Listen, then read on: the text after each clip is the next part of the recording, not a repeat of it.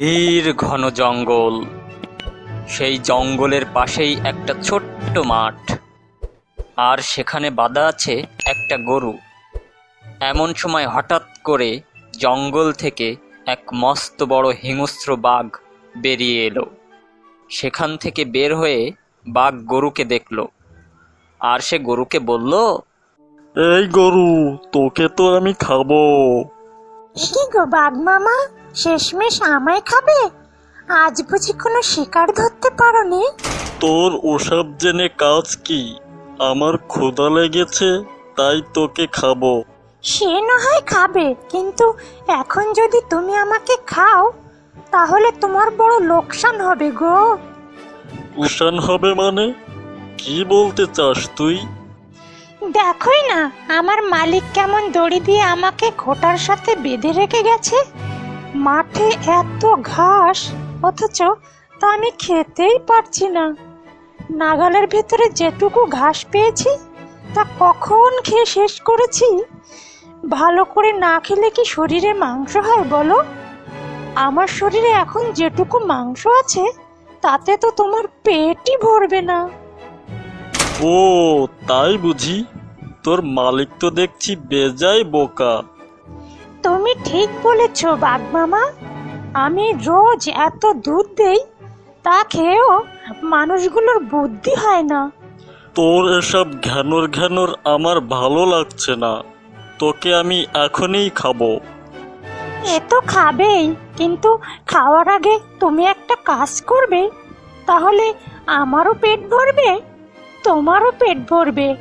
কি কাজ বল শুনি।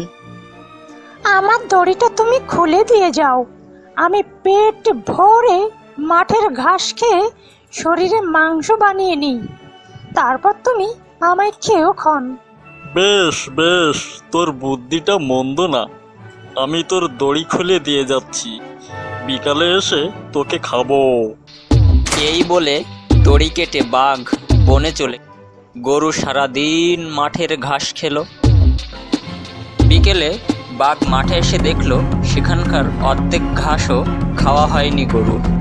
বাঘ তখন রেগে মেগে বলল, গরু, তুই কিন্তু বড় ফাঁকি মারছিস। আজও মাঠের পুরো ঘাস খাওয়া হয়নি তো? আমার সঙ্গে চালাকি করছিস? আজ তো তোকে খাবই। 5 দিন ধরে না খেয়ে আছি তোকে খাবো বলে। আজ আর তোর কোনো নিস্তার নেই। হালুম হুম। হ্যাঁ মামা, বসো, তোমার জন্যই অপেক্ষা করছিলাম। আমি প্রস্তুত, তবে খাবার আগে দড়িটা আরেকবার খুলে দাও। তুই তো দেখছি আমাকে জ্বালিয়ে মারবি। আরে রাগ করছো কেন মামা? 5 দিন অপেক্ষা করতে পেরেছো, আর কিছুক্ষণ অপেক্ষা করতে পারবে না? দেখো, ওই গাছের তলায় এক ফালি ঘাস পড়ে আছে, ওটাও খেয়ে আসি। ওটা আর পড়ে থাকে কেন? তারপর তুমি আমায় পেট ভরে খেও। আমি দড়ি খুলে দিয়ে এখানেই থাকছি। আজ আর বনে যাব না। তাড়াতাড়ি ওটুকু খেয়ে ফেল, তারপর আমি তোকে খাবো।